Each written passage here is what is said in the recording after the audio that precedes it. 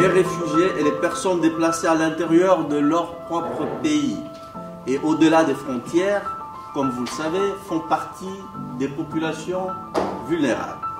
Sans accès à l'éducation, le risque de frustration, de fragilité et de marginalisation est alors réel pour les migrants et pour les personnes déplacées. L'éducation se trouve au cœur du mandat du Haut Commissariat pour les réfugiés.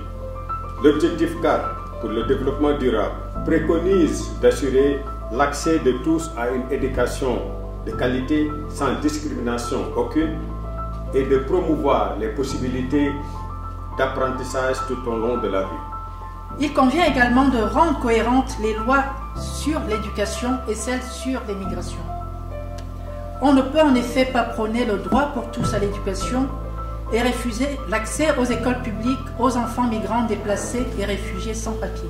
Nous savons que les questions cruciales au niveau des pays sont des questions qui sont relatives à l'emploi, des questions qui sont relatives à la santé, des questions qui sont relatives aujourd'hui à la paix et à la sécurité. C'est pourquoi nous avons développé des synergies, nous avons développé des stratégies, nous avons développé des partenariats avec des institutions, non seulement au niveau national, mais au niveau international. Il est très rare d'avoir des personnes qui s'occupent de migration, qui sont présents aux discussions sur l'éducation. Il est très rare d'avoir les personnes qui travaillent sur l'éducation, qui sont pleinement actifs sur les discussions sur la migration. Donc avec le pacte mondial, avec ces passerelles sur les ODD, si on arrive à bien maîtriser ces arguments, ça permet de réunir ces ministères qui ne dialoguent pas forcément ensemble pour s'assurer que les populations migrantes ne sont pas exclues de ces discussions.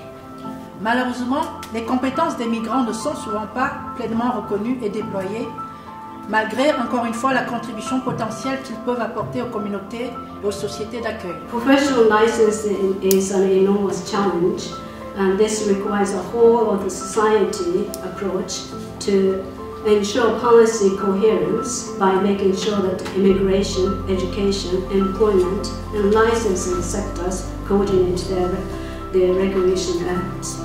L'éducation est importante justement pour permettre aux jeunes de se réaliser.